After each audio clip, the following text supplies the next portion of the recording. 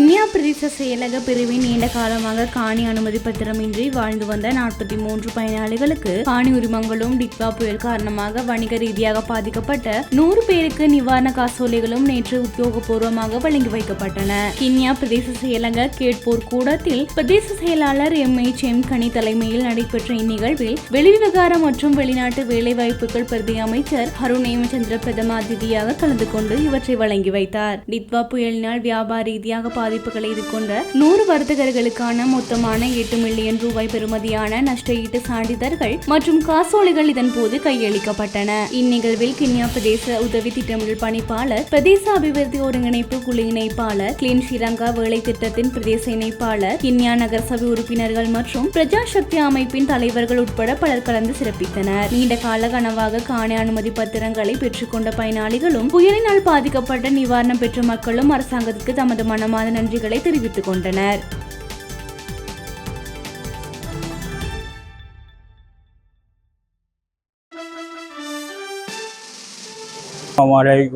வணக்கம்.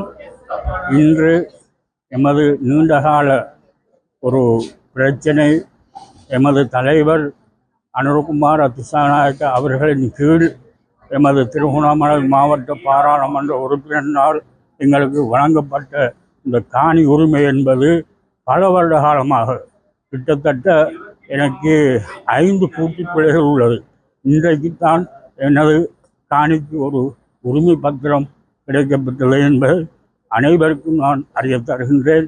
இதற்காக இங்கே எமது பிரதேச செயலாளர், அதாவது ஒரு தலைமைப்பிடம் சரியாக இருந்தால்தான் சில வேலைகள் நடக்கும் என்பார்கள். அதே போன்று எமது தலைவர் அனுரகுமார திசாநாயக்க அவர்கள் ஜனாதிபதி அவர்களின் வேண்டுகோளுக்கு இணங்க எமது அரசாங்க அமைச்சர்கள், எம்பிக்கள், அவர்களுடன் செயல்படும் குழுக்கள் அனைவரும் அவரோடு ஒன்றுபட்டு இந்த செயல்பாடுகளை நிவர்த்தி செய்து வருவதை நாம் கண்கூடாக காண்கின்றோம்.